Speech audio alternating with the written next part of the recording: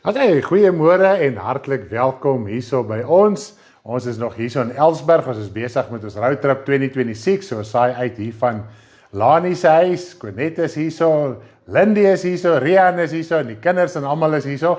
So ons is net so opgewonde vanoggend dat ons hierso nog kon. Ons het so 2 aandjies oorgeslaap. As dit die wil van die Here is, gaan ons vandag weer vorentoe.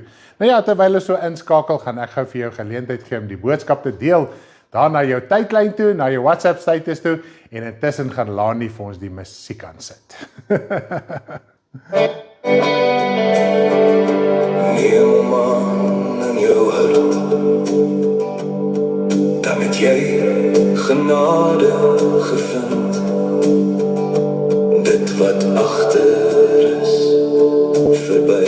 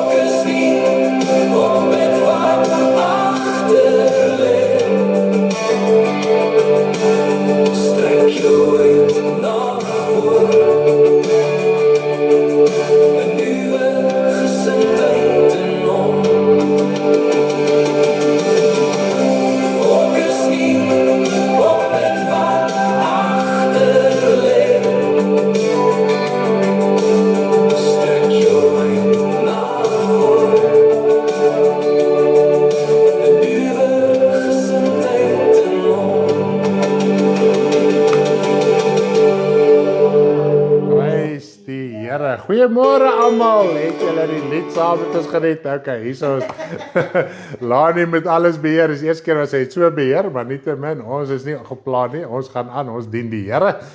Ons is opgewonde oor al die sake. En dankie Lani dat jy vir ons daar uitgehelp het. Ja, ek wil julle vanoggend verwelkom hierso vanoggend by ons aanlyn kerkdiens. Ons is nog besig met ons roadtrip 2026 begin van die jaar. Nou ons is nie in Elsburg. As jy nou eers ingeskakel het, en ek wil weer eens vir almal baie dankie sê vir hulle liefde en gebede en omgee, wat dit moontlik maak dat die Here in mense se harte kan werk, dat ons antwoorde kan kry en wat vir my en my vrou so opgewonde is altyd, mense vra, hulle het kwessies, dan kry ons self antwoorde, ons kry self sekerheid oor baie dinge, want nou kyk jy die persoon in die oë en jy kan sien, hier moet 'n antwoord kom. En in jou hart sê Here, U moet help. En die Here help en met die samewerking van U gebede, Paulus sê so mooi, werk saam met julle gebede, sodat die woord versprei kan word en sy snelle loop mag gaan. Nee, ja, baie dankie vir julle daar by die huis, elkeen wat so getrou is ook in hulle gebede en ons wil die Here ook net loof en prys vir dit wat hy ook vir ons finansiëel voorsien om dit wel moontlik te maak. Sonder finansies kan ons nie travel nie, ons kan nie gaan nie en huise en harte is vir ons ook oop, so dit help geweldig baie en ek en Karen wil graag by jou huis kom oorslaap as daar slaapplekkie is. Baie mense het nie slaapplekkie nie. So dis glad nie 'n krisis nie, so moenie skuldig voel nie. Baie mense sê ook nee man, jy kom slaap op my bed, ek slaap sommer op die grond. Moenie jy worry nie, ons maak 'n plan. Ja, as jy nou juist gepraat het, een keer by Lindy oorgeslaap het sy haar bed afgestaan en sy het vir Nathan een kant toe geskuif en Nathan moes sleeper couch toe gaan. Maar planne word gemaak. Ag, en dit is net so lekker om almal te beleef. Want ons is tog familie. Jy gaan slaap by familie oor, maar ons is mos nie skaam vir mekaar nie. Yes. Nou kyk, ek moet sê hierdie troutrip het ek bietjie vrymoedigheid gevat meer as ooit van tevore. Om in die mense se kas te grou en te kyk wat daar is, om te eet en te drink en te alles. So ja. ek kom ook los. So yes. Maar baie dankie in elk geval. Nou ja, ons is nog hierso in, soos ek gesê het, in Elsburg, in Laniel se huis. As jy wil van die Here is, gaan ons vanaand by Jacques oorslaap, né? Jacques en Zanny. En ons het 'n klein pasiëntjie ook hierso, Melinke, Quinet en Rian se dogtertjie. Sy het nou die naalbreek operasie gehad Vrydag nou. En sy is baie koorsig, hulle het gisterand glad nie geslaap nie. So dit ons bid vir klein Melinke dat die Here ook daarso sal help en sal uitsorteer. Ons weet na so 'n operasie, ek het persoonlik ondervinding, die koors is daar en partykeer raak dit bietjie rof, veral vir die kleintjies. Maar kom ons bid ook vir klein Melinke. Sy sterk goed aan, sy was gister hier Rabadoo in die huis gewees. Sy is die oulikste kind ook. Ek sê vir Karen, nee, daar's nog 'n klein kind van ons. As ek sê daar so, dan sê sy net, oom Stanley, as ek ja, en dan bly sy maar stil. Partykeer sê sy iets, want sy weet, hierdie oom gaan nog glad nie hoor wat sy sê nie. Maar nietemin, ons geniet almal en almal se kinders en alles wat daarmee saamgaan. Ja, vanoggend sal wees 'n paar gedagtes wat ek net so neergepen het, gehighlight het, wat ek graag met julle wil deel, wat ons so op die roadtrip met mense gedeel het, en ek dink daar's een gedagte wat ons nie spesifiek gedeel het met mense nie, en as ons deur al die gedagtes kom, sal dit amazing wees, anders te gesels ons tot waar ons kan kom, sodat julle ook kan weet, wat ons met almal gesels in hulle huise, en koffie te maak. Ja, jy was koffie vir ons gemaak. Yes, gisterand vir Quinet spesifiek koffie gemaak. Maar sy drink maklike koffie. Ja. Net koffie en water, geen suiker en melk nie. So ek het die cheap ronde gekry. Ag, dit was so lekker geweest. Ja, kom ons bid lekker saam en dan gaan ons oor na die bediening toe. Hemelse Vader, ek wil U loof en prys en vir U baie dankie sê vir die groot genade, U liefde en U barmhartigheid. Dankie dat ons vanoggend voor die aangesig van U kan wees, Vader. Dankie dat ons siel in hemelse plekke is. Mens ervaar dit nie soos wat mens dink, mens moet dit ervaar nie, maar dit is 'n wete, dit is 'n gehoorsaamheid. Gisterand toe so wie gepraat het, Vader, en toe kom die woord gehoorsaamheid, die hele begrip gehoorsaamheid. Gehoorsaamheid het nie gevoel nie, dit het nie emosie nie, dis net jy weet jy moet jou plig doen. En dit het my weer so getref toe ek die week die liedjie so skryf van die twee broers, die Heer het hierdie twee broers gehad en die een het gesê, ja nee, ek sal gaan, maar hy het nooit gegaan en die ander was eers onwillig.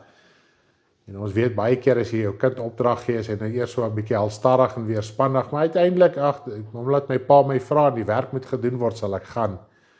Vader, en die persoon wat eers onwillig was en toe gegaan het, was regverdig. En so, Vader, wil ek vra dit en bid dat elkeen van die kinders gewillig sal wees.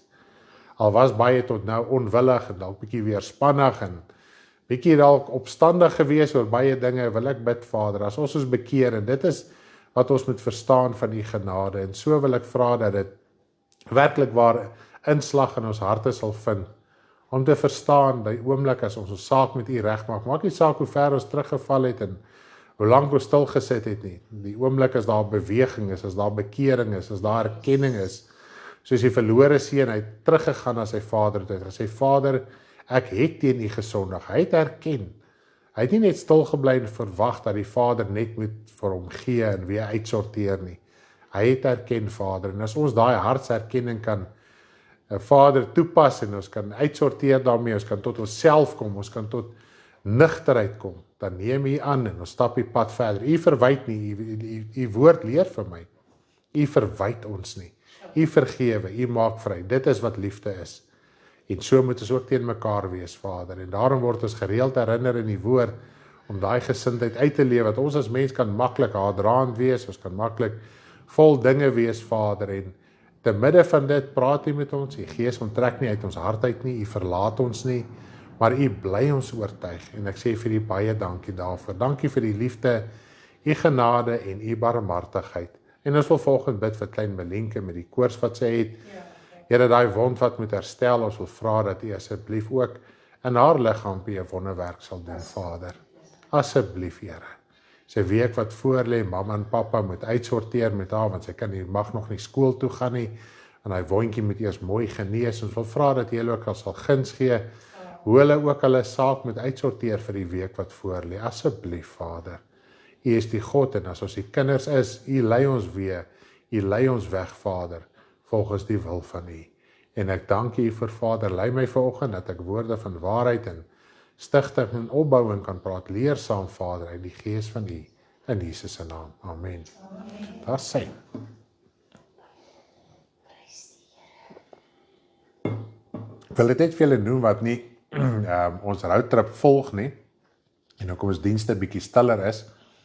In die week is ons maar besig met mense, en as ons die geleentheid het, ek glo dit sal die wil van die Here wees, volgende week is ons in Brits, né? Ja, Brits. Behoort ons daarvan Henry en Michelle uit te saai? Henry en Michelle, ek moet nou net al die name reg onthou.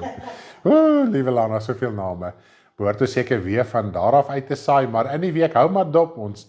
Soos julle kan sien, party dae hou is julle verskriklik besig, en die ander dae is ons bietjie stiller, afhangende hoeveel mense ons moet sien en waartoe ons gaan. So, sodra ons terug is by die huis, is dienste weer normaal, maar intussen dink ek julle oor is genoeg van ons. En intussen skryf ek en my vrou liedjies, as dinge bietjie stil is, ek en sy klim saam in, en ons skryf liedjies, en ag, die Here help so mooi, die liedere wat die laaste tyd uitgekom het, hoe die Here ons gehelp het, dat ons dit wel kon gedoen het. So tussen deur die roadtrip, ek en Karen was groot benoud geweest, vir die roadtrip, die liedjies gaan stilstaan, die Bybelstudie gaan stilstaan, die liedjies het glad nie stilgestaan nie, dit is asof dit net escalate.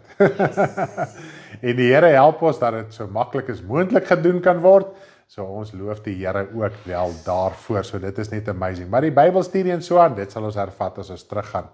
Maar ek dink intussen het ons soveel inligting, daar is soveel inligting wat bykom, en ons kan dinge uitsorteer in huise, sodat die woord net ryk in ons kan word, dit kan begin groei in ons, sodat as ons terug is by die huise, kan ons daai dinge weer mooi hervat.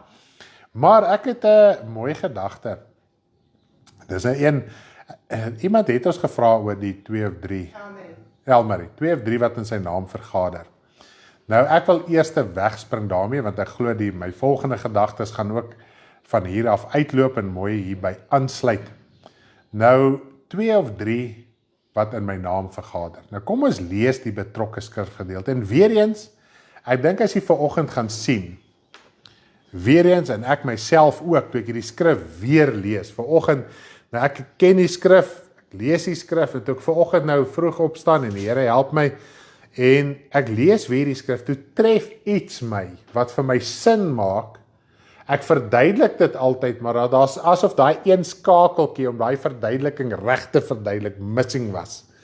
Nou ja, ek glo die Here het my gehelp, en ek gaan u help, en so gaan ons verstaan.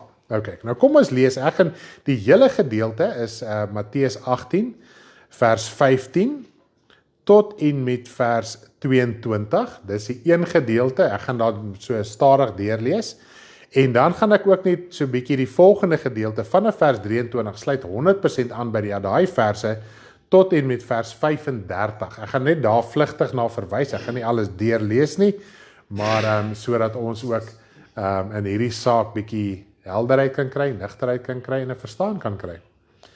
Nou ja, kom ons begin te lees, Matteus 18, vanaf vers 15, en ons gaan eers deurgaan tot so vers 22, toe gaan so tussendeur met die gesels, sodat ons ook duidelikheid kan kry oor hierdie saak.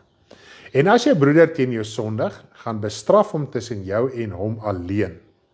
As hy na jou luister, dan het jy jou broeder gewin. So heel eerste moet ons verstaan, wat is die konteks, die opskrif van hierdie hele gedeelte. Dit gaan oor, daar's tussen jou en jou broeder 'n situasie, 'n kwessie wat opgelos moet word. Okay.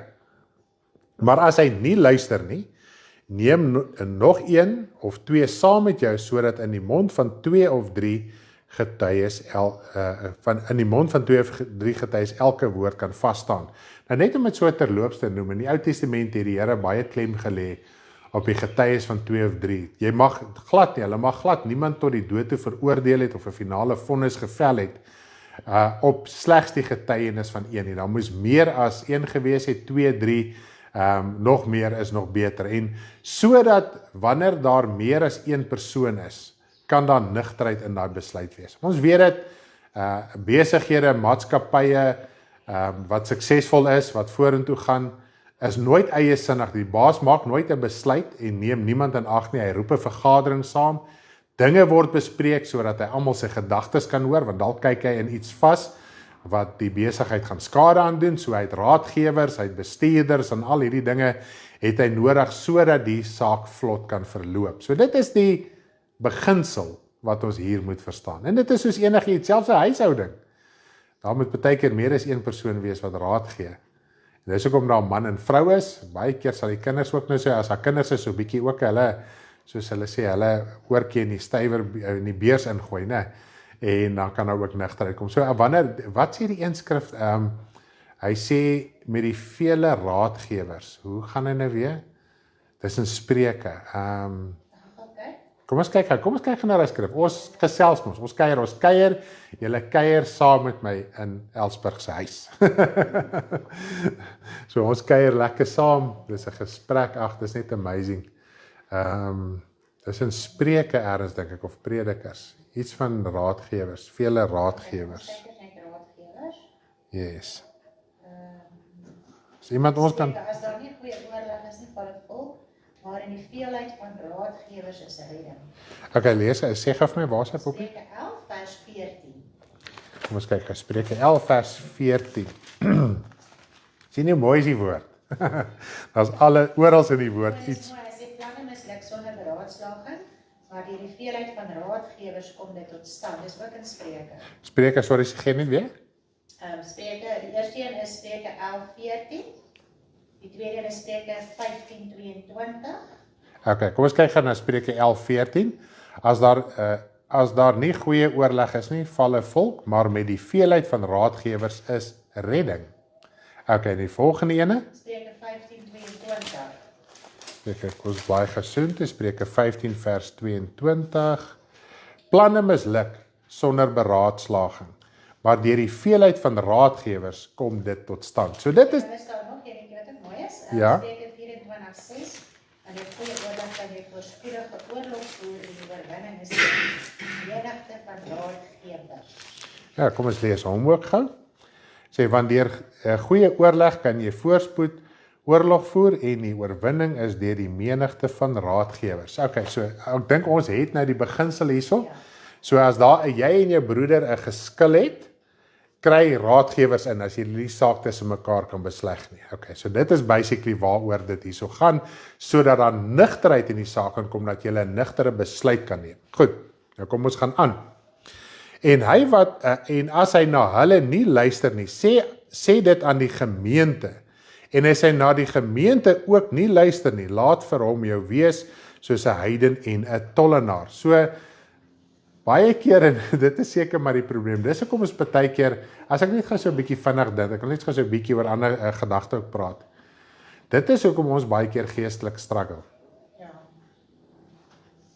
Ons probeer ons saak op ons eie meriete uitsorteer, of ons probeer dit saam met mense uitsorteer wat nie werklik waar op die punt is om ons te kan help nie. Ek meen, as daar 'n groot besluit moet geneem word, ek meen selfs dat hy hier praat van die oorlogvoering, as net die soldate onder mekaar gaan besluit en gaan uitvoer, dan gaan daar niks gebeur nie. Maar hulle moet hulle leierskap in ag neem. Hulle moet alles, die soldaat kan na die leierskap toe gaan sê, hoorie, dit is my gedagte, na die hoofde. En dit is wat ons, soos die hoofman oor 100 wat se diensknegt siek was. Sê vir Jesus, ek is 'n man onder gesag, en daarom kan ek gesag uitvoer. So hy het erken dat Jesus is nie op sy eie nie. Hy het die heeltyd raad van die Vader ontvang. Goed? So, Jesus was ook nie alleen nie, en ons weet ook God se raad in sy koninkryk. Hy besluit nie net 'n ding en almal moet doen nie. Hy het ook 'n raad, hy maak ook sy gedagte bekend, as ek dit nou so kan stel, aan almal, al die hemelse wesens, en ook aan sy seun Jesus Christus. As ons net dink aan voorbeelde in die Ou Testament waar God met Abraham gepraat het en Moses op geleenthede, het hulle nie teruggepraat nie, hulle het saam met God beraadslaag. En God het op 'n geleentheid vir Moses en Abraham gesê, of ek dink dit was net Moses, ek neem jou opinie in ag. Dit is wie God is, want hy ken gesag, Jesus ken gesag, en almal wat die Here dien, ken ook gesag. Ons is veronderstel om gesag te ken.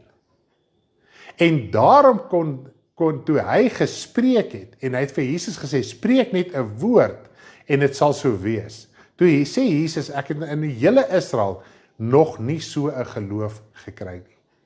So as ons nie werklik waar gesagstruktuur en beraadslaging verstaan nie, want ons is te veel aangewese op ons eie opinie, op ons eie denke. Ons dink omdat ons hoor, is alles wat ons doen reg. Want ons vertolk dit wat ons hoor, dit wat ons in die Bybel lees, al interpreteer ons in die dienste sekere skrifgedeeltes en die Here lei ons dit om in konteks te sit. Verstaan jy dit nog werklik waar reg? Jy sê vir my, ja nee, ek verstaan. Jogg, dit het so vir my sin gemaak. En nou stap met baie mense gepraat. Dan sê ek, okay, verduidelik vir my hoe dit vir jou sin gemaak. Ja, ek kan dit nie nou eintlik verduidelik nie. Jy moet dit kan verduidelik. Die woord sê ons moet reg wees.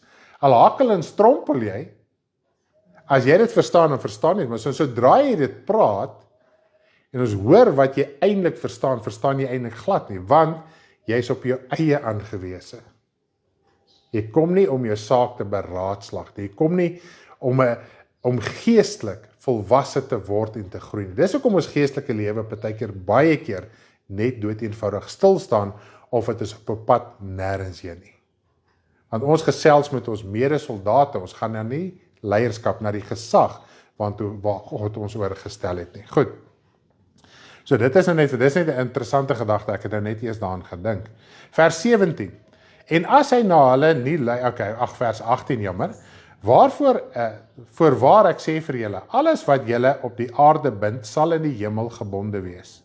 En alles wat julle op die aarde ontbind, sal in die hemel ontbonde wees. Nou lyk hierdie vers amper uit plek uit, in konteks met dit wat ons tot dusver gelees het.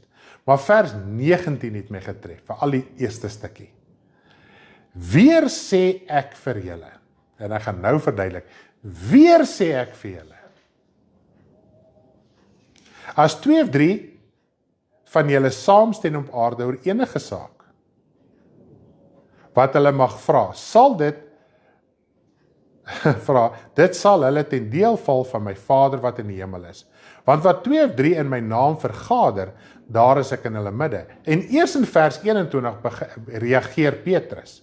So ons kan hierso sê, Jesus sê, ek sê weer vir julle, dit wat ek nou 'n paar sinne vroeër gesê het, ek sê dit weer, en as ons kyk na normale gesprekke, baie keer sal jy iets oordra, met die hoop, dat mense sal verstaan wat jy sê, en as hulle verstaan wat jy sê, sal hulle reageer. Ok? Maar nou reageer niemand nie. Nou kom jy agter, maar niemand verstaan wat jy sê nie. Dan sê jy, ok, kom ek sê dit weer. Dis al wat hier gebeur het. En dit het my getref. So dit, hierso sien ons, Jesus, daai eerste paar verse, kom hy en hy verduidelik iets rondom dit wat hy gesê het, wat 2 of 3 saamstem. En wat is die konteks van die saamstem gewees? Hierdie 2 broers wat 'n krisis met mekaar het. So hierdie saak moet uitgesort word deur meer as 2 of 3. 2 of 3 of meer, afhangende, ons het mos gesien hoe Jesus gesê het, as jy nie een luister nie, 2, 3 en dan ook uiteindelik die gemeente. So dis die konteks. Hy sê ek sê nou weer vir julle. As daar 'n probleem is, kry 2 of 3 saam en sorteer dit uit. As daar probleme is in jou geestelike lewe, ek sê dit weer vir jou. Gaan na hulle toe wat jou kan help en dit is wat Jakobus 5:16 ook vir ons leer. As jy 'n krisis het, gaan na jou leierskap toe. Nou daai jare was dit hulle het dit ouderlinge genoem. Vandag is dit pastore, dominees, wat die geval ook al mag wees. Dis hoe dit ons volksmond genoem word. Okay? So dit is leierskap. Mense wat jou geestelike leiding kan gee. Nou breek dit meer deur. Prys die Here, Elmarie, is mooi, né? En ons het lekker saam met haar gepraat en dit was ook soos wow en so raak die saak al hoe duideliker. So as hy nou volgens die skrif gaan, God eer sy woord. Goed, prys die Here, dis net amazing. So nou ek sê dit vir julle weer. En onmiddellik klik Petrus wat die Here Jesus gesê het. En nou dit is sy volgende saak. Toe kom Petrus na hom en sê, Here, hoe dikwels sal my broeder teen my sondig en ek hom vergewe tot 7 maal toe? Dan net wetties kon jy 3 keer 'n dag. Dit was die oorlewering. Jy kan 3 keer 'n dag iemand vergewe. Toe sê man, ek sal sommer 7 keer iemand 'n dag vergewe. Jesus antwoord hom, ek sê vir jou, nie tot 7 maal toe nie, maar tot 77 maal. Goed. Nou, soos jou broeder teen jou sondig, en hy sondig 490 keer 'n dag teen jou, moet jy hom vergewe. Jy moet dit. En nou, as God dit van ons verwag, hoeveel te meer, en ek meen sy genade, liefde, geregtigheid is nog meer oorvloedig as ons. So hy vergewe jou oneindig elke dag. En daar's eintlik so mooi skrif in die Ou Testament, ek gaan dit nog net so vinnig aanhaal, wat hy sê die barmhartighede van God is elke dag nuut. So as ek dit nou baie plain en plat kan stel, God vergewe jou vandag 1000 kere. Môre reset hy. Hy dra nie oor nie. Hy reset na 0 toe. So jy moet ook reset na 0 toe. En hy sê die barmhartigheid roem teenoor die oordeel. So as ons die barmhartigheid gaan betoon in ons hart nie, bly ons daai oordeel ervaar. En dit is waaroor hierdie gedeelte gaan. Want van vers 23 af verduidelik hy dit vir ons. Nou praat hy van die koninkryk van God is soos hierdie koning wat met sy diensknegte wou afgereken het. En die een diensknegt het gekom en het die koning baie geskuld. En hy het gesê, jy moet alles betaal, en die diensknegt het gesmeek, Heer, asseblief wees my genadig, ek sal alles betaal, want die koning het gesê, ons verkoop alles, jou kinders, jou vrou, jou alles. Dit is nogal rof, maar in elk geval, en daai diensknegt was bly en hy het weggestap, en op sy pad, toe kry hy 'n medediensknegt wat vir hom geld skuld. Obviously maak die prentjie nou 'n bietjie sin, want dit is so 'n kettingreaksie, as iemand nie vir jou geld gee nie, kan jy nie die ander betaal nie. So hy het nou hierdie ou in die keel gaan gryp, vir 'n bietjie. En die diensknegt, dan net die woord sê sy medediensknegt, so sy medebroeder. Dan net die konteks bly broeders, kinders van die Here. Want hoekom sou Jesus hierdie gelykenis vertel? Want hy weet, ons as kinders van die Here het moeilik om mekaar te vergewe. Ek dink ons moet gou so 'n bietjie eerlik raak met mekaar. Hoe maklik vergewe ons familie en vriende en kennisse wat nie die Here dien nie? As hulle ons leed aangedoen het, dalk geld by ons geleen het, nooit terugbetaal het nie. Ag, jy skryf dit maklik af. En jy kuier weer saam en jy gesels weer saam. Mens doen dit maklik teenoor 'n ongelowige. Maar teen ons broeders sukkel ons mors dood. Ons hou daai verbittering nie. As dit is hoe die Here gedien word, gaan ek nie meer die Here nie, ek sny my af van my broeder af. Ek praat nie as hy met valse leringe goed besig is nie. As daar krisis is, die woord sê op die een plek, as julle mekaar hap en byt, moet net nie mekaar verteer nie. So kinders van die Here, ons is familie. Jy weet hoe jy in jou huis groot geword het en nou nog familie het krisisse. Maar skryf jy net jou familie dood eenvoudig af of try die saak uitsorteer? Partykeer familie is maar so hard, hulle maak mekaar seer. Iemand het gesê dis hoe hulle groot geword het. Jy weet, jy sê die ou sleg en dan sê jy vir hom, ag, wil jy 'n koppie koffie hê? Dan moet almal maar, en ons aanvaar dit in ons vleeslike familie. En tog moet ons geestelike familie vir ons ver meer belangriker wees as ons vleeslike familie. Die Here Jesus het dit vir ons baie duidelik gestel. As ons nie, want ons sê mos altyd bloed is dikker as water. So as ek as jou geestelike broer, jy my as water beskou, beteken dit ons is nie verbind in Christus nie. Ek is verbind in Christus. En as jy die aardse bloed wil belangriker ag as die bloed van Jesus Christus, dan is of ek losgemaak van Christus, of jy. So ons moet dinge uitsorteer. As jy 'n klag het, die woord sê, as iemand 'n klag het teen die ouderlinge, die leierskap, kry 2 of 3 persone saam met jou, wat dieselfde klag het, en gaan hulle toe sê, dit is ons klag. Moenie net dinge heen en weer slinger, die res van die broederskap besoedel, hulle opmaak teen ons, want omdien net as iemand met 'n rebellie en 'n opstand sit, teen die leierskap van die bediening. Nou jy behoort in die bediening, jy volg die bediening. So kom ons sê jou hart is opstandig teen ons in die bediening.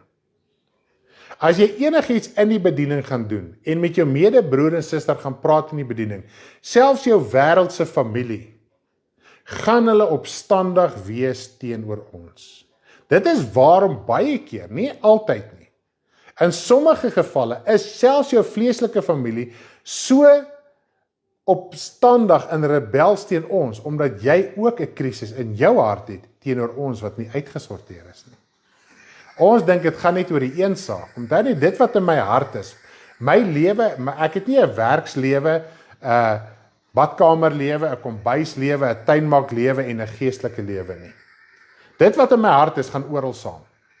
Of ek nou in die wêreld is, of ek tussen die broederskap is, my hart is oral saam. So die gif wat in my hart is, op 'n manier kom dit uit. En ek vergiftig mense rondom my, dan raak hulle onnodiglik opstandig. Daar is mense, ek verwag nie, mense moet ons almal lovey-dovey nie. Ek het daai realiteit in my lewe. Maar ons moet nie ander rede gee om onnodiglik opstandig en weerspannig te raak ensovoorts nie. Goed.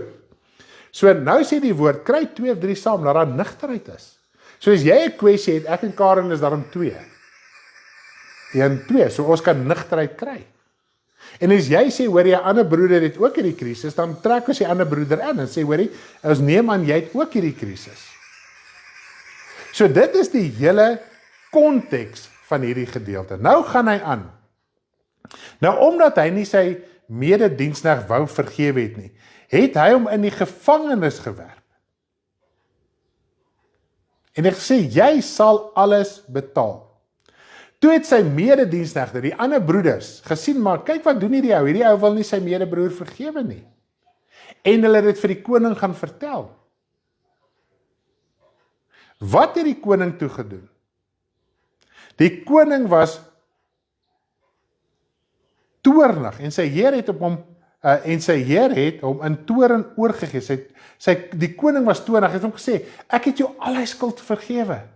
Vrygeskeld, moes jy nie net vir daai bietjie, daai ou ook vrygeskeld het nie. Die Here het jou kon verlos, jou kon vrymaak, uit die hel uitgehaal. Jou broer kan dit nie doen nie. Nou het jy 'n issue, jy was nou 'n bietjie hard, jy was nou 'n bietjie lelik, jy was nou 'n bietjie dit, jy was nou 'n bietjie so, vir klein goedjies. Ons het gister hier gepraat, ek smaal ook so vir Lani.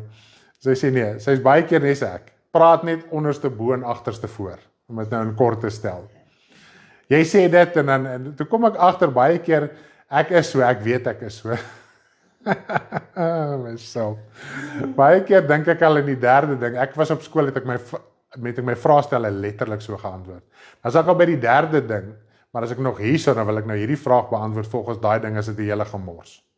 Okay, so partykeer praat ek 2-3 goeters oor mekaar ook, dan kan 'n bietjie die mekaar wees. Maar ek dank die Here, ons kan daarom klarigheid kry, en julle kan met ons praat, as ons by die huis is en op WhatsApp.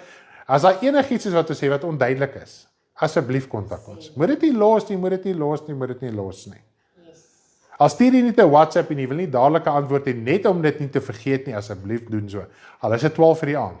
As ek slaap 12 vir die aand, ek sal die môreoggend antwoord. Ons sorteer vir hom uit, baie mooi. Daar's hy. So prys die Here daarvoor. Nou kom hy, en hy sê vir die koning sê vir die diensneg, nou gaan jy in die tronk gewerp word. En jy gaan aandadig wees vir die skuld wat ek jou van gespreek het. En dis wat die Here Jesus sê. As jy jou broeder nie van harte sy oortreding vergeef nie, dit is nou al vers 35, sal julle hemelse Vader net so aan julle doen, as julle broeder nie van harte vergewe nie. Nou praat hy hier van God, nou is dit nie eens meer 'n gelykenis nie. Die Vader, as ek nie bereid is om my medebroer en suster te vergewe en kwyt te skel nie, sal my hemelse Vader my aanspreeklik hou by die dag wanneer ek my kop hier neerlê vir al die sondes wat ek van vrygespreek was met my wedergeboorte en my doop. So dit is hoe ernstig vryspraak is. So as daar woelinge in die hart is, sorteer dit uit. En ek meen, dis hoekom die woord so ryk is, want die een uit hierdie krisis. En die Here sê, as jy nie met hierdie krisis gaan deel nie, kan jy verlore gaan. Daar daai krisis. Nou vandag praat ons oor vergifnis. Ons praat nou nie oor al die ander enkel dinge nie, want die Here sê vir die gemeentes in Asië, die enkel dinge. So daar's baie keer enkel dinge wat so kardinaal is in God se woord. As ons dit nalat, sal ons verlore gaan, al sit jy al jou tyd en jou effort in die evangelie in. So ons moet waaksaam en nugter wees. Goed, so dis nou die een gedagte wat ek met julle wou gedeel het, en dit was nou vir my amazing om dit so te verstaan, en maak dit vir julle hierso sin. Ek dink jy wil net saamvat en sê, so as ons 2 of 3 saam oor 'n saak besluit, is God in ons teenwoordigheid om dit uit te sorteer. Dankie my vrou, dis eintlik die kernpunt. Dis hoekom deur die veelheid van raadgewers sal 'n stad gebou word, sal hierdie boodskap mooi deurkom. So wat die woord hier sê, hy sê nie julle moet 2 of 3 gaan saam bid om te hoor of die saak die wil van God is nie. Hierdie is 'n situasie. Nou kry jy mense, 'n raadgewer saam met jou, as ek nou 'n wêreldse woord kan gebruik, jy kry medebroeders saam met jou, en terwyl jy daai besluit neem, is God in julle midde. En wat julle ook al besluit, sal julle dit ten deel val. Met ander woorde, dit sal gebeur soos wat dit julle besluit het, dit moet gebeur, en julle Vader is in julle midde wanneer daai besluit geneem word. Dis wat hy sê. Hy het nie gesê, gaan bid oor goeters 2 of 3 in my naam, en ek sal dit vir julle gee nie. Dit gaan oor 'n situasie, 'n besluit wat geneem moet word. Maak dit vas, ek is in julle midde, as julle dit doen volgens die skrif, en elkeen se hart is voor God reg, en dit is ook waar die ding moet inkom, elkeen se hart voor God moet ook reg wees. Nie soos kerkvergaderings waar ek en Karel in was, en hulle mekaar met die vuis wil slaan, en oor die tafels gryp, en so, daai is nie die gesindheid van die Here nie. Goed, so dit is waaroor dit gaan. Het ek dit duidelik genoeg gestel? Dan is dit, jy moet dit vasmaak. Yes. Jy moet dit vasmaak, jy moet dit bind. Yes, jy moet dit vasbind in jou hart. En as jy dit nie doen nie, wat gebeur? Jy bind jou eie siel. Jy bind jouself. Okay? En as jy vergewe, dan ontbind jy. Jy laat vry uitgaan. Jy laat gaan.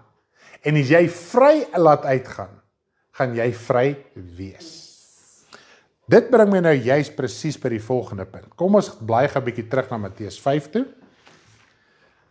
Is dit nou duidelik genoeg, mengeltjie? Dis reg. En die ander raadgewers wat hier sit? Is julle reg? Die raadgewers op die lig? Ag, dis so lekker. Sien jy, dit is eintlik lekker om die Here te dien. Ons hoef nie 'n groot effort te maak nie. Sê mense probeer God forceer met hierdie skrif om dinge te doen teen sy wil. Yes. Dit is asof die 3 wat nou saamkom, God se wil overpower. Dis reg, ja. Ja.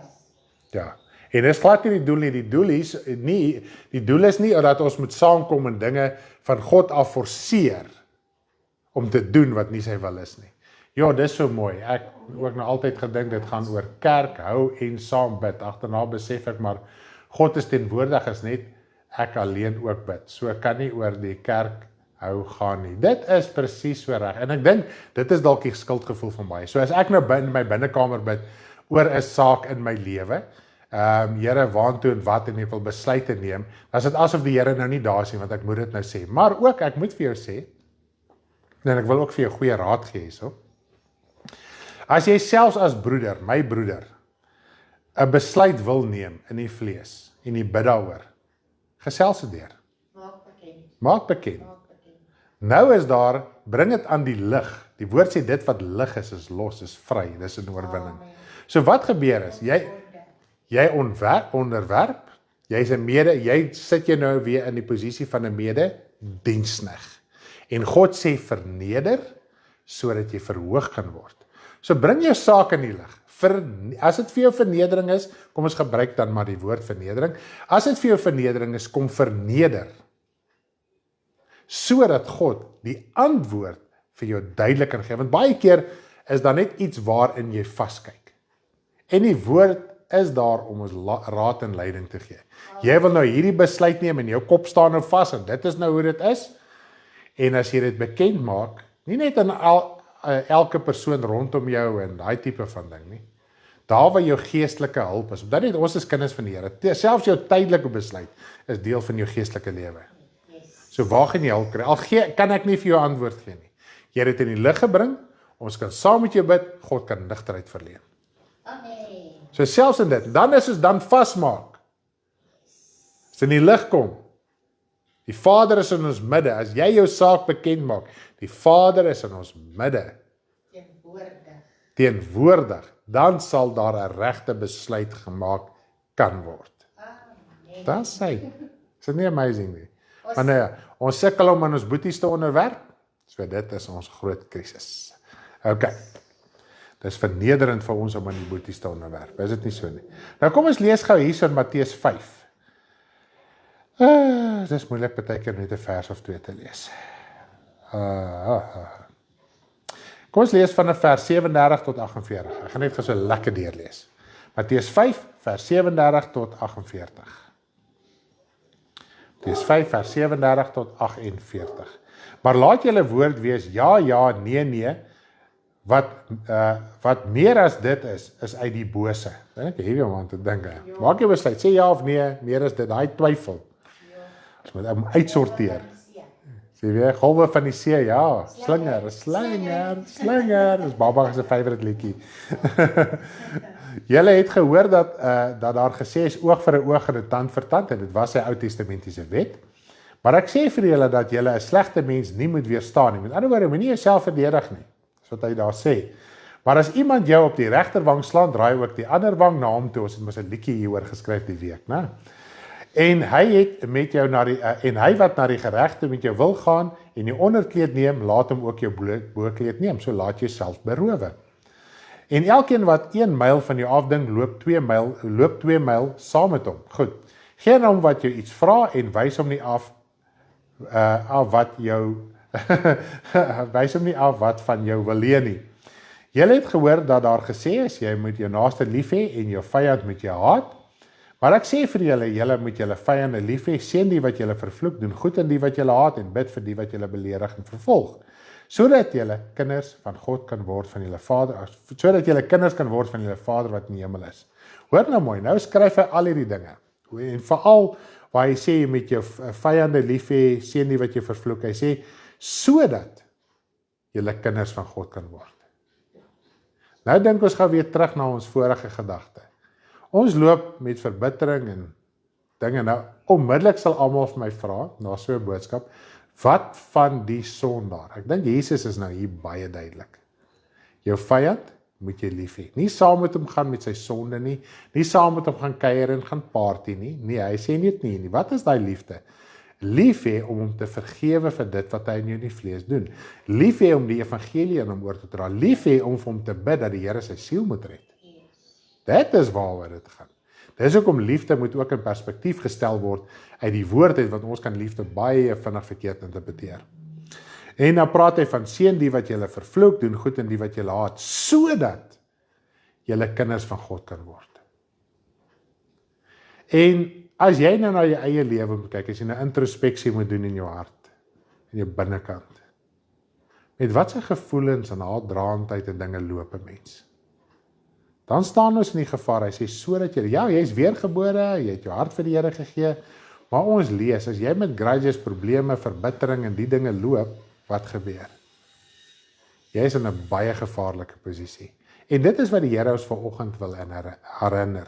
Ons moet hierdie dinge toepas. En dit is baie van dit wat Jesus hier sê, net in hierdie een vers, is teenstrydig met ons tradisie en ons natuur. So ja, jy is weergebore, jy het op bekering gekom, maar behou jy jou kunskap, of het jy al lankal afgedwaal? Maar daar is altyd die hoop om terug te kom, soos wat ons in die begin gesê het, né? Want hy laat sy son opgaan oor slegtes en goeies, hy laat reën op regverdiges en onregverdiges. Nou Lukas 6 praat ook van dankbares en ondankbares. Okay? Want as julle liefhet die wat julle liefhet, watter loon het julle? Doen die tollenaars ook nie dieselfde nie? En as julle net julle broeders groet, wat besonders doen julle dan? Doen die tollenaars ook nie so nie? Nou ja, hier wil ek nou net invoeg. Ons doen dit eintlik in reverse om. Ons groet net die sondaar, maar nie die broeder nie. Ons is eintlik ooghare net vir die sondaar, nie vir die werklike broeder nie. Goed. So wat help dit jy doen nie? Tot hy 'n broeder word. Ja. Sodra hy broeder word, dan wil ons hom met die halfgeweer doodskiet. Nou sê hy, wees dan volmaak soos julle Vader in die hemel volmaak is. Wat is die volmaaktheid? Uit dit wat ons lees, kan ons sien wat is die volmaaktheid van die Vader. Hoekom is die Vader volmaak? En dit het my getref. Hierdie is 'n liedjie wat ek geskryf het, en toe het ek en Soene nou nie eye to eye gesien met baie van die woorde nie. En op 'n stadium toe kom die hele gedagte van, want nou moet jy hom oorskryf sonder om die waarheid van die woord te verloor, sodat hy 'n singbare liedjie kan word en alles. En op een oomblik kom die woord leef in vryheid of leef vry. En ek besef dit is die hele saak, dis hoekom God die Vader vry is. Ons bind onsself deur ons eie tradisie, gewoontes, denke, maniere. Hy sê, wees volmaak soos julle Vader in die hemel volmaak is. So die standaard is nie ek nie, dis nie Karen nie, dis niemand nie, dis die Vader. Wat doen die Vader? Enige persoon, maak nie saak wie jy is nie, en dit is wat hy vir ons sê.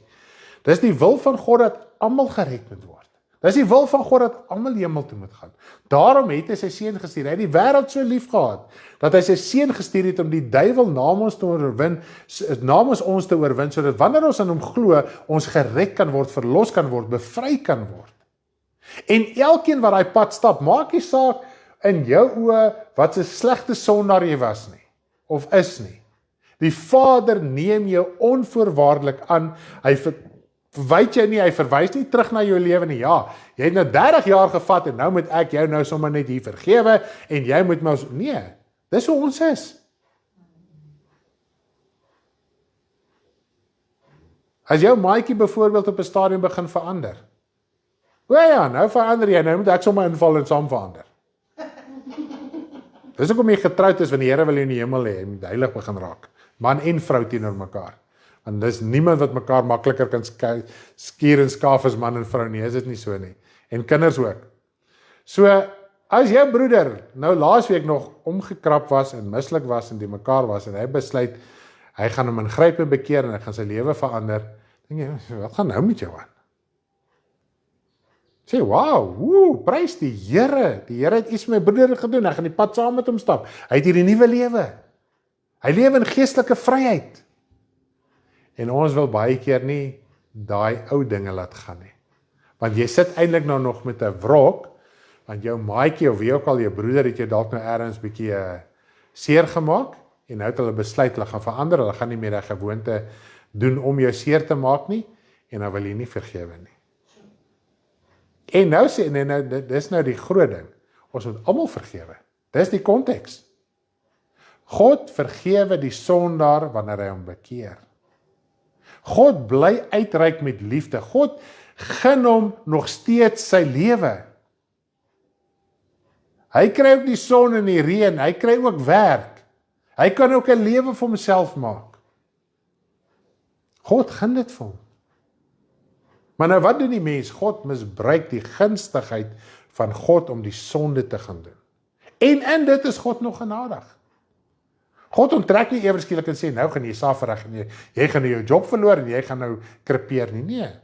Baie keer is dit maar net oor die lewensloop, jy verloor jou werk, wat ewer die geval mag wees, maar God is nie, dit is nie te sê God wat dit gedoen het nie.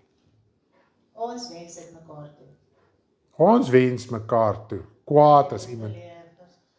Alles verloor, sleg gaan met jou, as jy 'n grudge het. Ja, as jy 'n grudge in die hoor uit na sy werk verloor wat iets slegs gebeur. O ja, nee, wiel het gedraai. Hond het sy dag gekry. Nee. God dink nie so nie. God wil juist daai situasie gebruik om jou na hom toe te trek. Hy voel nie die wiel het gedraai en hy het jou dag gekry nie. As daar iets gebeur en jy kom tot jou sinne, is God daar om jou te red en jou te verlos en jou 'n nuwe mens te maak. Dis die liefde, dis hoekom God vry is. Leef in vryheid. Kom ons los ons tradisies wat ons grudges hou in dinge en goeders. En ek praat vandag, dit is iets wat ons elke splitsekonde van die dag oor moet waak. Jy kan dalk nou vir my nag gehad het, dan kom 'n ding hier van 'n kant af. Jy weet nie waar kom en dan skud dit jou kas. Maar moet dit nie los nie. Gaan praat dit met die Vader deur tot daai oorwinning daar is. Want jy moet vir jouself sê, ek kan verlore gaan as ek hierdie ding in my hart gaan hou. Ek moet hulle vry laat uitgaan soos die Vader mense vryspreek. Amen. So ja, prys die naam van die Here en nou gaan jy vir my Ons wil baie keer sê, hoe lank gaan hierdie verandering hou? ja, is so. Al hou net vandag is dit awesome. Yes. Ja nee, prys die Here. So dit is net amazing om hierdie dinge te besef en te verstaan. En nou gaan jy vir my vra, maar wat as die ou nie kom sê jammer nie? Jy moet vergewe. Yes, ongeag. Maar die dag as jy, God is jou genadig. Hy raak nie kwaad vir jou nie. Hy raak nie opstandig teenoor jou nie. Hy bly jou trek. Maar jy is nie vergewe nie. Die oomblik as jy vergifnis vra, word jy vergewe. Met ander woorde, wat doen vergifnis? God weet jy's nou in die mag van Satan, terwyl jy nie vergewe is nie. Dis die krag van vergifnis. Nou die oomblik as jy vergifnis vra, dan mag God jou uit die mag van die duiwel uithaal. Hy mag Satan van jou af verwyder. Maar alvorens jy nie vergifnis gevra het nie, mag dit nie gebeur nie. Maar hy sê God is kwaad vir jou, hy bly jou trek. Sodat jy vergewe kan word, want hy wil jou, want hy weet wat is die realiteit van duisternis. Hy weet waar jou siel in is, en hy wil jou uit die wrede, genadeloose plek uithaal. Nou God lewe in vryheid, en ons moet daai vryheid ook in ons hart kan beleef. Goed, is daar nog iets rondom dit? Dis net so 'n interessante, mooi gedagte. Nou, ook 'n gedagte wat by my opgekom het.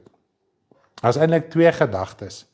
Die een is, hoeveel tyd het ons nodig? Dit een oggend word ek wakker, dink ek, ons sê altyd ons het nie tyd nie. As ek nou net meer tyd gehad het. Nou toe wonder ek in een oomblik, wat wil ons met daai tyd maak?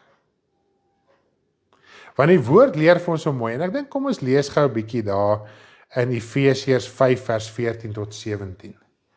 Efesiërs 5 vers 14 tot 17. Enige as jy nog vra het, dis waar ons praat maak so, hoeveel maal sê ons van ons Vader, ons is jammer, maar bedoel, jy het dit opreg, yes.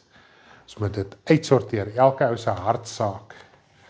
Goed, kom ons gaan spring gou oor hier na Romeine 5 toe, vers 14 tot 17. Romeine 5 vers Efesiërs, sorry. Ja. Efesiërs 5 vers 14 tot 17. Goed.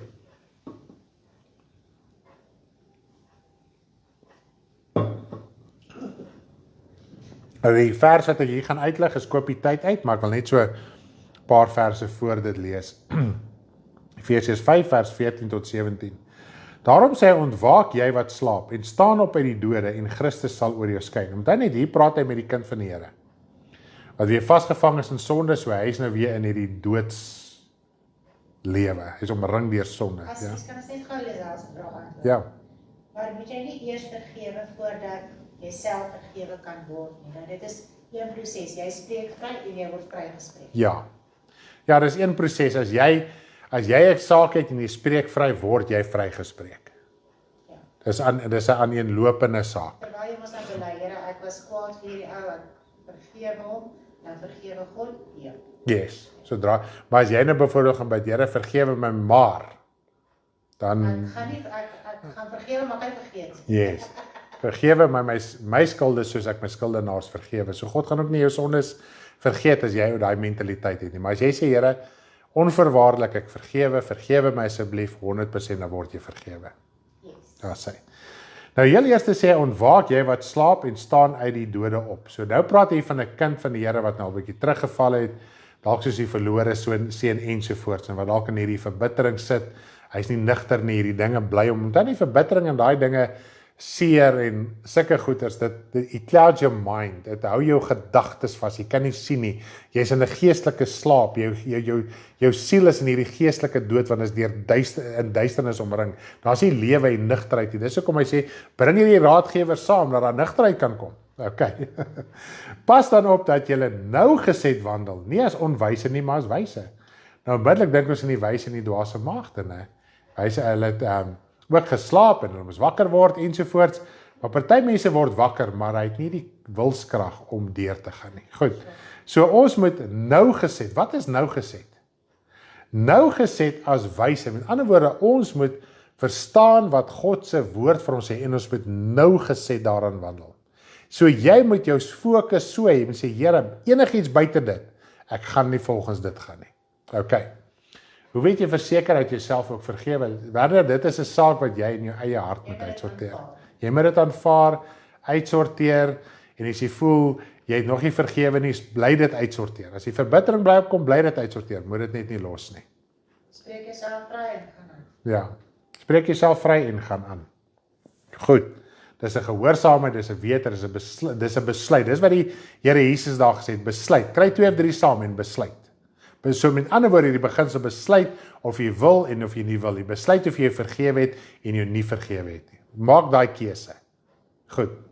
Maak dit sin of nie? Ja, maar die ding is, God vergewe jou. Ja.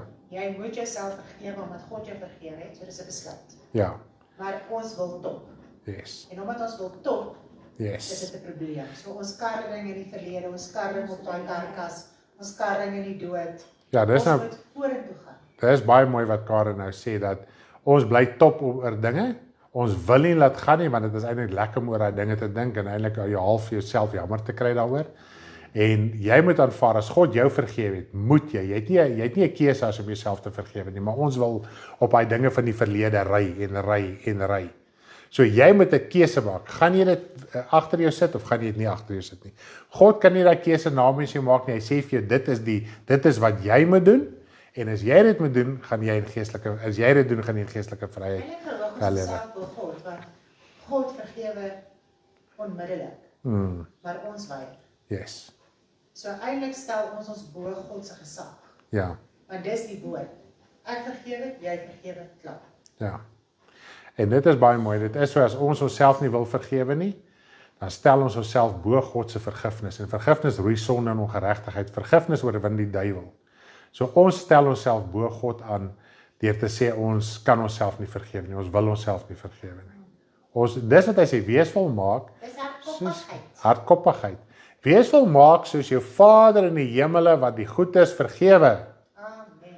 Dis die volmaakheid, lewe in die vryheid van die Vader. Maar omdat ons nie wil laat gaan nie, omdat dit vir ons eintlik lekker is om nog oor daai dinge te dink en te bedink, bly ons in daai trotsheid en daai hardkoppigheid. Ons wil nie laat gaan nie. Jy moet daai besluit maak. Ja, want dit is op Paulus, die groot ding is 'n mens wil nie jou verlede laat gaan nie. Yes. En dit bly by daai punt. As jy nie wil laat gaan nie, sit 'n mens met 'n groot probleem in jou lewe. Dan sê jy eintlik, Here, U kan my nie vergewe nie. My geaardheid is sterker as U vergifnis. So, dan is dit Okay. Ons kan seker eintlik baie daaroor praat, né? Maar ek dink die Gees van die Here kan dit vir ons diep in ons harte laat verstaan. Hy sê nou, en koop die tyd uit omdat die dae boos is. Daarom moet julle nie onverstandig wees nie, maar verstaan wat die wil van die Here is. Nou sê hy vir my, hoe gaan ek verstaan wat die wil van die Here is? Nommer 1 sê hy, ontwaak. Nommer 2 sê hy, wees nougeset. Nommer 3 sê hy, koop die tyd uit. So wat het ons tot dusver nou nog gelees? Daar's 'n bewustelike effort wat jy moet aangaan om te verstaan, ek moet uit hierdie dode uitkom. Ek moet nou geset begin wandel. Ek moet die tyd uitkom. In ander woorde, ek moet begin meer en meer tyd voor my Vader spandeer, sodat ek kan begin in oorwinning wandel om te verstaan wat sy wil is. En kom ons blaai net gou net so oombliekie terug, en dit is wel in Romeine.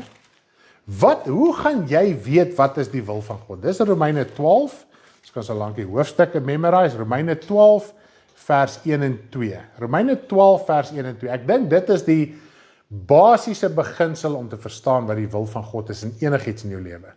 Dink mense hou daarvan om jouself jammer te kry, daarom hou jy aan die verlede vas. Dit is presies so, Elmarie. Ons kyk nou nog. Romeine 12 vers 1 en 2. Ek vermaan julle dan, broeders, by die ontferminge van God, dat julle julle liggame stel as 'n lewende, heilige en God welgevallige offer. Dit is julle redelike godsdiens. En word nie aan hierdie wêreld gelykvormig nie, maar word verander deur die vernuwing van julle gemoed, sodat julle kan beproef wat die goeie, welgevalle, volmaakte wil van God is. Nou ons wil kibbel oor wat is die goeie, volmaakte en welgevallige wil van God, maar ons wil nie die wêreld los nie. Ons is nog gelykvormig aan die wêreld. Ons het nog verskonings, ons hou nog aan dinge vas van die verlede, ons hou nog dinge aan vas aan ons karakter, ons wil nie laat gaan nie. Die woord sê, julle moet julle liggame stel as 'n offer. Wat is 'n offer? Jy slag, jy sny, jy brand, jy maak effort. Jesus sê, ruk uit, pluk af. En ons wil dit nie volg nie, maar nou wil ons nou redeneer oor wat is die goeie, welgevallige of volmaakte wil van God.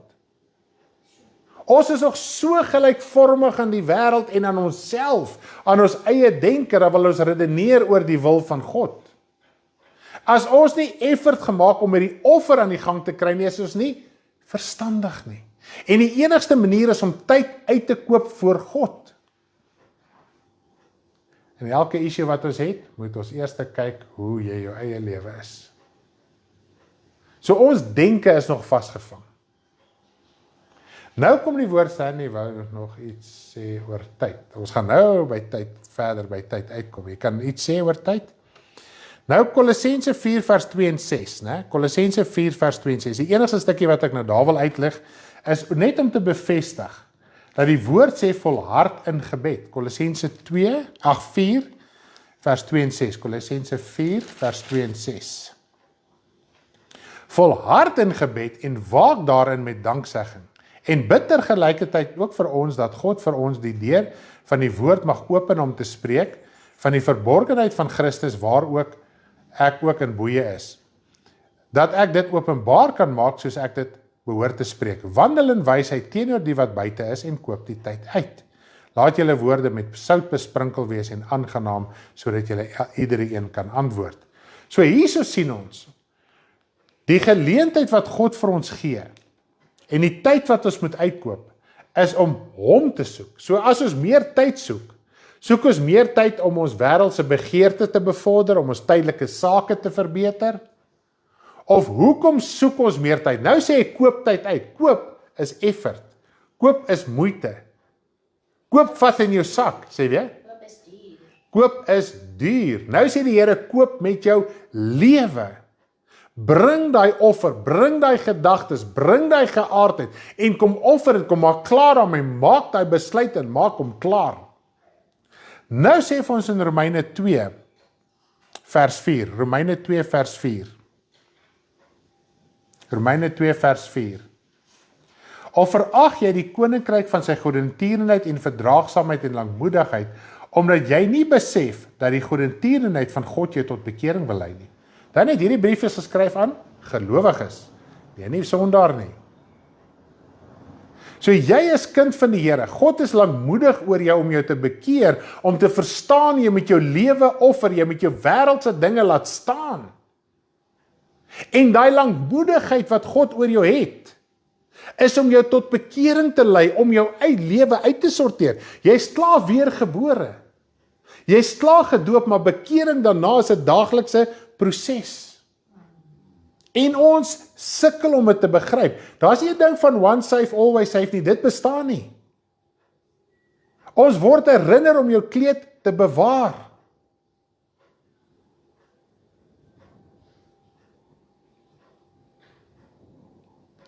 En doen ons dit?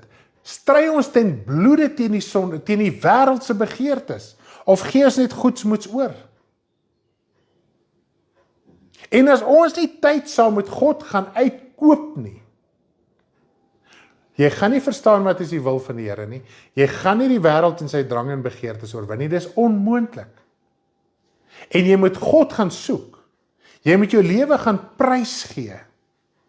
Jou gewoonte, as jy gewoond is om 3 uur op social media te sit, gee daai gewoonte prys.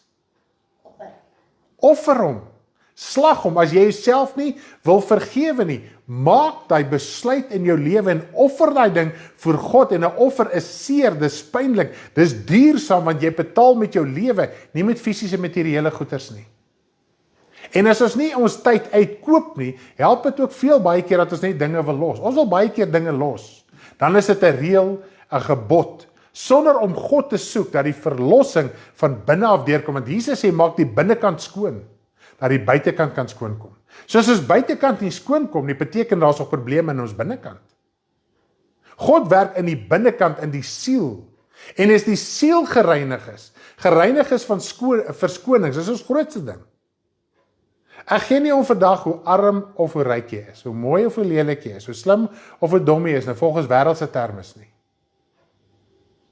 Almal het een saak, het 'n verskoning. Elke het sy eie verskoning. En die eerste verskoning is, ek het nie tyd nie. Nou sê die Here, goed, jy het nie tyd nie. Koop die tyd uit. As mens begin die tyd uitkoop, besef mens hoeveel tyd jy het. Ja. Dinge jy kan doen.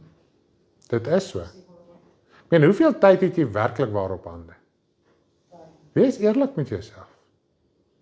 Ek wil net gou 'n voorbeeld doen, toe ek en my vrou kinders op die skool gehad het, ons het nie televisie gehad nie, daai tyd was ons nou nie soos social media nie. Dan kla al die ouers, nee, hulle het nie tyd nie, en die kinders se huiswerk en al die goed. Ek en Karen het eintlik daai probleem gehad nie. Ons het baie keer 7 in die aand by die huis gekom, want ons moes so sê 2 shifts gery het. Ek het Centurion na Linwood toe, van Linwood na Rietfontein, van Rietfontein na Sandewil. Dit is so 1 en 'n half trippie, afhangende van die verkeer. Want ons het nie gaan sit en lê vir die TV nie. Okay, hierso, nou sommer so saam met die kos maak en doen ons die huiswerk en as dit klaar is, dan bad ons saam en ons gesels saam. Ons het nooit kon gesê ons het nie tyd nie. Ons het soveel tyd gehad. Nou dis nou 'n vleeslike voorbeeld. Nou geestelik ook. Waarmee is jy besig die oomblik as jy by die huis kom van die werk af? Waarmee hou jy jouself besig? Jy moet kos maak, ja, jy moet bad, jy moet al hierdie dinge doen. Kyk of die jaard reg is, bietjie skoonmaak Saterdag, wat en ewer jy kan doen, afhangende van jou huis en jou perseel of wat jy ook al wat jou gewoonte in die huis is. Maar wat daarna? En wat saam met dit? Sit op die bank met jou foon. As jy in die aand wakker word en jy kan nie slaap nie, waar was jy mee besig? Jy in die bed met jou foon. Jy in die bed met jou foon. Of jy gaan sit in die sitkamer om jou maatjie nie te pla nie. Okay, so hoeveel tyd het ons nou eintlik? En as jy gaan besluit om te bid, dan gaan jy vinnig agterkom en vinnig raak in die slaap. Daar's niks wat jy so vinnig in die slaap maak soos gebed nie. So ja, koop die tyd uit. Nou, ek het 'n gedagte wat ook hierby aansluit, om die tyd te verkoop. Nou, terwyl ons die woord van die Here hoor, nou spesifiek hierdie gedagte van die tyd uitkoop, en daar is geen verskoning. As dit by tyd uitkoop kom, is daar geen verskonings nie. En ek weet baie mense nog steeds met die boodskap klik nie, en hulle bly redeneer. Okay? Nou sê vir ons in Hebreërs 3, daar's eintlik so 'n paar verse wat ek hier gaan lees. Die eerste is Hebreërs 3, vers 7 tot 8, dis die eerste 2 verse, Hebreërs 3, vers 7 tot 8, en die ander gaan net wees vers 15 tot 16. So is Hebreërs 3, vers 7 tot 8, en dan ook vers 15 tot 16. Hy sê hierso vir ons, daarom soos die Heilige Gees spreek, vandag as julle sy stem hoor, verhard julle harte nie soos in die verbittering in die dag van die versoeking in die woestyn nie. So as jy vandag sy stem hoor, moenie verbitterd en opstandig en kwaad raak en omgekrap raak en begin te redeneer teen die woord wat God se Gees besig is om ons te gee nie. Hierdie is raad van God. Hierdie is deel van die raad van God om ons lewe in besit te neem, om van ons dinge ontslae te raak. Want onmiddellik hardloop hy redenasies. En die Satan, die slang is redenasie. Aanvaar die woord in 'n goeie en 'n edele hart. En dit is die gelykenis wat die Here Jesus sê. Die saad is gesaai, die een is op die kant gesaai, die ander een is op rotsagtige plek gesaai, die ander een is tussen die dorings gesaai, en die ander is op goeie grond gesaai. En die Here Jesus het gesê, dis 'n goeie en 'n edele hart. Maak jou hart vandag oop. Verskonings, daai dorings en dussels, die genietinge, Jesus sê, die genietinge van die lewe, die sorge van die lewe, maak die woord van God onvrugbaar in jou lewe. So jy kan nie die woord hoor, as al die verskonings kom, en jy sit af, as jy die woord onvrugbaar, want dit het nie in 'n goeie en 'n edele hart geval nie. Party van ons is al klaar so halstarrig, dat die saad word onmiddellik weggepik. Ander sê, nee, joh, ek gaan dit nou doen. Hy sê, maar omdat jy geen diepte van wortel in jouself het nie. Jy het geen wortel in jouself nie. Daarom as die vervolging kom, as die probleme weer kom, kwyn jy weer weg. Goed, dan leef ons van preek na preek, boodskap na boodskap.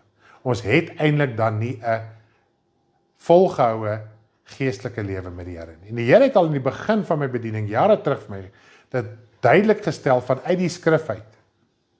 Dis maklik om 'n preek lewe te leef. En ek het eintlik in daai oomblik, soos wat ek nou my bekeerd was, eintlik verstaan, dit is hoe pastore geleef het. Hy lewe eintlik van, sy lewe het eintlik bestaan van preek na preek, want elke preek moet 'n performance wees. So hy moet sy lewe inrig volgens die Sondagse preek. Want as die broeders daar gaan voel, die diens is onderdeur. Hulle kom met 'n, ons gaan kyk wat die pastoor vandag ophang. Hulle kom met 'n lelike gesindheid, 'n versoeking. Dis 'n versoeking om te dink, okay, wat gaan hy nou vandag vir ons vertel? Dis 'n versoeking, maak jou hart oop. Jy weet mos jy hoor die waarheid, maak jou hart oop en ontvang dit in 'n goeie en 'n edele hart. Sodat dit kan begin vrug dra, 30voudig, 60 of 100voudig. Goed. Die ander vers het ek gesê 15 en 16, né? Omdat daar gesê word, vandag as julle sy stem hoor, verhard julle harte nie soos in die verbittering nie. Wie was dit dan wat gehoor het en hom verbitter het? Was dit nie almal wat onder leiding van Moses uit Egipte uitgegaan het nie? En hierdie is vir my hartsverskeurend. Om te dink, Here, U lei baie mense uit. Baie mense word wakker. Maar is jy nou al spyt dat jy wakker geword het? Is jy al spyt dat jy uitgelei is uit jou verlede kerkgodsdienst ensovoorts? Is jy spyt jy is uit die wêreld uitgelei? Want as jy spyt is jy verbitterd. Jy sê nie ek is nie verbitterd nie. Wat het gebeur met die volk? Wat is die hele konteks? Gerus Hebreërs deur om te verstaan. Wat hy van praat hoe hulle vir 40 jaar ook deurgetrek het en die afgode gedien het. Terwyl God in hulle midde was, terwyl God op 'n bonatuurlike manier met hulle gepraat het, wanneer God Moses besoek het, was die heerlikheid van God so deur hom geskyn, dat hy 'n sluier oor hom moes gebring het, om met die volk te kan praat, want die volk kon die heerlikheid van God nie aangesien het nie. Hoekom nie? Want hulle harte was nie voor God reg nie, en dit is die verbittering waarvan hier geskryf word. So as ons opstandig bly, as ons bly verwyd, as ons bly, dis wat Paulus sê, hoe het ek julle vyand geword deur die waarheid aan julle te verkondig, en daar het hy gepraat met 'n gemeente wat hy gestig het, wat hy opgebou het, wat hulle aangeneem het. Hy sê, in die begin sou julle oë vir my uitgegrawe het. Julle het my aanvaar as 'n engel, as Jesus Christus self. Maar nou dat ek nog steeds die waarheid aan julle verkondig, julle het nou so afvallig geraak, dat ek nou julle vyand is. As ons hierdie pad begin stap en dan net, en ons het weer, hierdie gesprek het weer opgekom in die laaste tyd wat ons by mense was. Die Here het jou getrek met iets spesifiek, om te verstaan, hier is ons waarheid in die woord. Hier word 'n waarheid bedien. Net om jou te trek. Jesus het wonderwerke gedoen om mense te trek. Toe leer hulle van God se koninkryk, en op 'n stadium het hulle gesê, Here, maar U woord is hard. Wie kan daarna luister? Kan ons nog na die waarheid luister? Ek praat nie net van hoor nie. Luister, inneem, doen, verstaan, Besef waar ons lewe gaan, want dit gaan nie net oor daai verstaan, daai wedergeboorte, daai doop nie. Dit gaan oor 'n daaglikse offer om jou lewe neer te lê, om nie meer gelykvormig aan die wêreld te wees nie. As 'n mens nie daai denke in jou het nie, en jy bly terugkeer soos 'n hond na sy uitbraaksel toe, en 'n gewaste sog na die modder toe, dan is ons evangelie waardeloos. Ons kan sê Jesus, want die Here Jesus sê, nie almal wat sê Here, Here nie. En dit is die groot ding. En dit bring my by die volgende punt uit. Uit watter gees leef en preek ons? Nou onmiddellik as ons daarvan praat, dan dink ons aan predikers. En dit het my hierdie roadtrip so getref, hoe ons die evangelie verander. Die woord sê in die Ou Testament, priester en profeet verkrag my wet. Wat is wet? God se woord, sy opdragte. Verkrag ons die Nuwe Testamentiese wet met ons optrede, met ons tradisies, met ons denke, met ons halstarrigheid, met ons rebellie. Want as ons daai dinge moetswilliglik handhaaf, en ons dra die woord oor na ander toe, weet jy wat? Ons bedien uit daai gees van rebellie, van daai gees van opstand, van daai gees van weerspannigheid uit.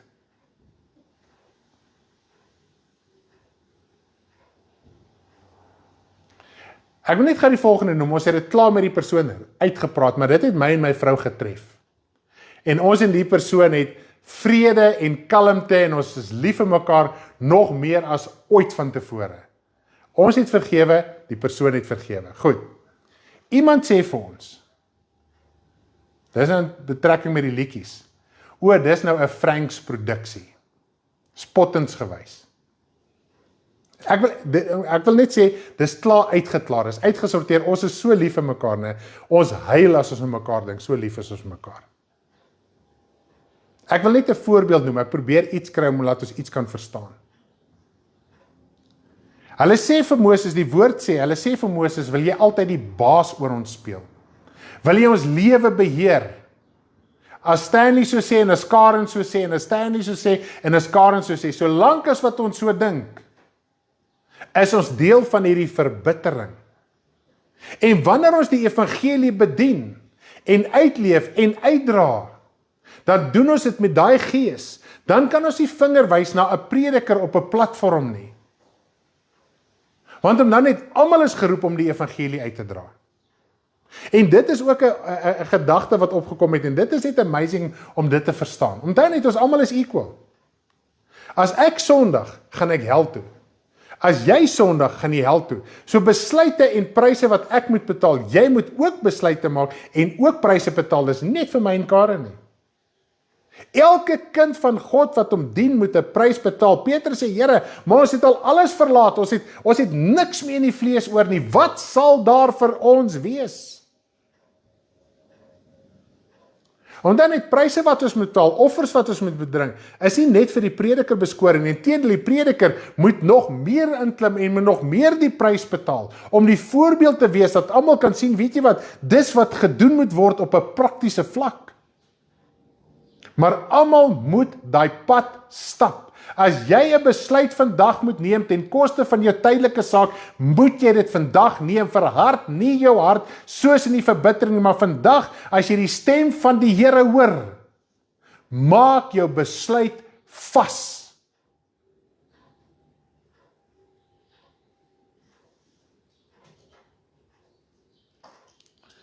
So dis dinge wat 'n mens in jou hart moet uitsorteer. Is die evangelie wat jy bedien, die werklike evangelie? Sê vir my, ja, ek doen. Het jy al kom beraadslaag by 2 of 3? Het jy al raadgewers kom inroep in jou lewe, geestelik nommer 1? Of is dit net wanneer ons op die roadtrip is, of 1 keer of 2 keer, 3 keer 'n maand, 1 voice note? Dis nie beraadslaag nie. Die Here wil 'n eenheid in die broeders skep, sodat ons kan verstaan. Waar 2 of 3 is, daar kan besluite vasgemaak word. Daar kan dinge tot stand kom, daar kan jy begin oorwinning kry, daar kan jy geestelik begin bevry word. as wat 'n mens baie keer 'n jaar of 6 maande loop met 'n opstand. In daai tydperk, alles wat jy leef en bedien is in daai gees van opstand. Nou kom ons en ons sorteer dinge uit, of jy bel my of wat ook al, dan is dit nou al maande wat verloop het, partykeer is dit letterlik jare. Deur die veelheid van raadgewers kan 'n saak uitgesorteer word, kan daar oorwinning begin kom, kan daar bevryding begin kom. In die Nuwe Testament sê hy, gaan na jou ouderling toe, dis dieselfde beginsel. Jesus sê, vat 2 of 3, sorteer dinge uit, begin jou geestelike lewe vasmaak, maak dit prioriteit in jou lewe. Nou is jy opgewonde, yes, ek gaan dit doen. Die volgende dag is hy opgewondenheid al weg. So is daar wortel in jouself om met die saak deur te voer. Of kom die sorge van die lewe en maak dit alles net weer dood. So die Here praat met ons, sodat ons in daardie geestelike vryheid kan wandel. En die dag toe ek ons stiker agter op die kar maak en daar's 'n dingetjie daaronder en ek tik net in geestelike vryheid, dink ek, dit is nou interessant, dit het nie eens, hoe sê hulle, punch nie. En soos wat ons by almal verbygaan in ons geestelike trip, kom ek agter wat is daai geestelike vryheid. Maar hy knope los te kry. Hy dinge uit te sorteer, maar die onus rus op ons, of ons gaan volhard, en of ons weer gaan terugsak.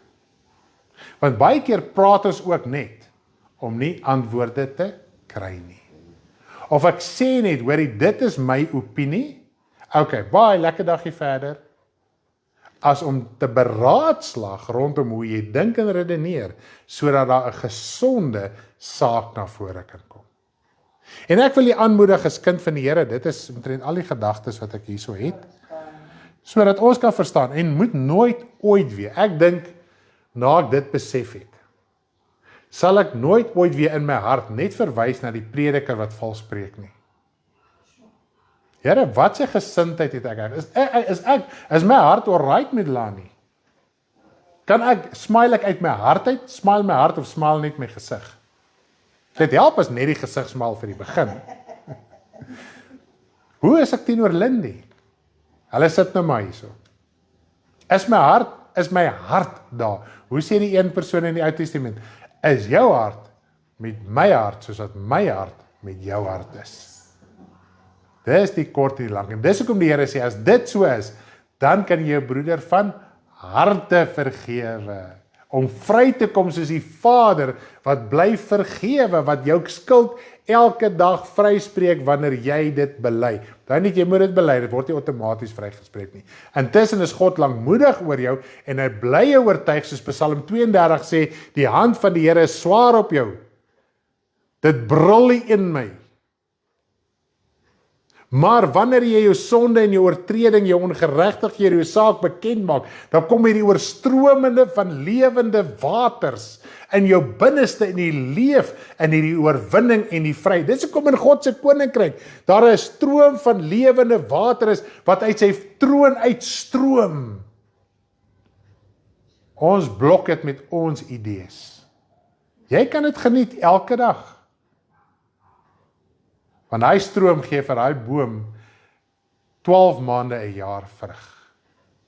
En jy kan 12 maande 'n jaar vrug dra. Al is jy moeg, Lani, al is ons moeg, Lani sê dan, "Jeg, julle is moeg."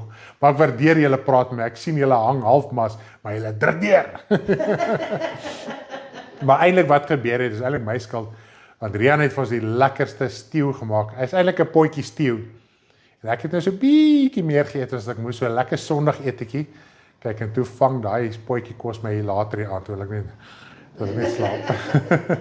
Maar nietemin, ek weet wat is my plig, al hang jy half, maar jy is daar. Prys die naam van die Here. Ag, baie dankie dat julle lekker saam met ons gekuier het hier in Elsburg. Ons waardeer dit geweldig baie. Oordink alles, bedink alles, sorteer uit. Ons moet afsluit met 'n liedjie. Met wat 'n liedjie? Ons kry net gou hierso 'n remote control om 'n lekker liedjie te speel.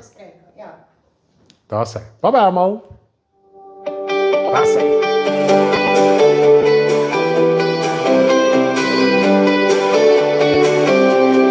Laat julle woorde vriendelik wees.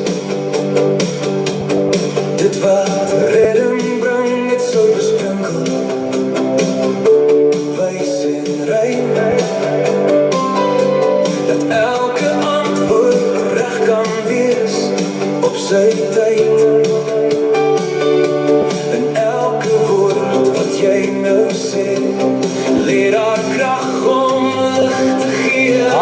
Sprinkel, laat het wees. Woorde wat lewe, woorde van die gees. Praat met wysheid, helder en vry.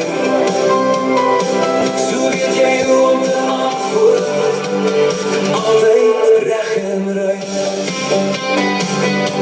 Die sout is goed, dit bring die smaak, dit hou dit vars, dit wat waarheid is.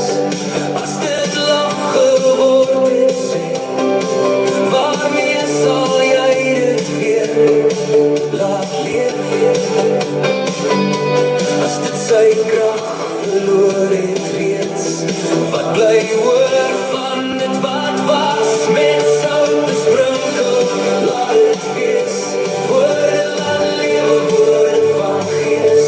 Praat met wysheid, helder en vry. So weet jy hoe om te antwoord, altyd reg en rein. Amen.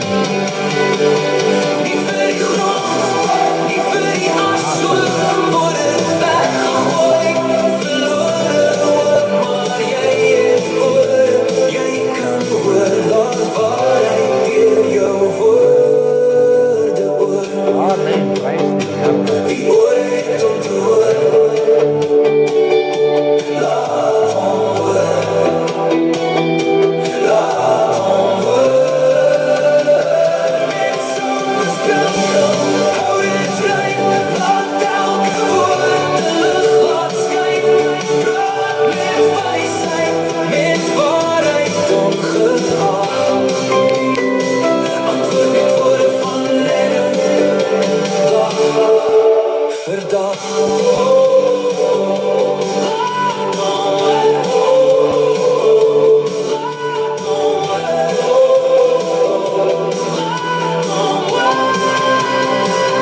Met sout besprinkel, laat het wees. Woorde wat lewe, woorde van die gees. Praat met wysheid, helder en vry. So weet jy hoe om te antwoord, altyd reg en rein. Okay, prys die Here. Baie dankie. Lekker dag. Jy sien wie julle, ons hou julle op hoogte waar ons volgende sal wees. Martin sê die tweede graadse brandwonde. Hy het O ja, Martin, Tasha wat ons gedoop het, haar man met die tweede graadse brandwonde opgedoen. Ons het nie weer iets vinnig hoor. braaivleisvuur. Met 'n braaivleisvuur. Sy gesig is sy het gisterand vir ons foto's gesien. Sy gesig is baie erg verbrand, maar die dokter het baie hoop dat dit mooi gaan, die velle gaan teruggroei. So bly asseblief bid vir Martin. Dis Tasha wat ons gedoop het in Douglas, se man wat 4 waterbottel thinners gestaan naby die vuur het en ontplof in sy gesig en dit het die brandwonde veroorsaak. Maar hy is in die hospitaal. Hulle hou ons ook op hoogte sodra hulle kan deurgaan om te gaan kuier en dan sal ons u weer op hoogte hou op die channel. So bly vir hom bid en bly ook vir Melinka bid. Lief vir julle. Bye bye.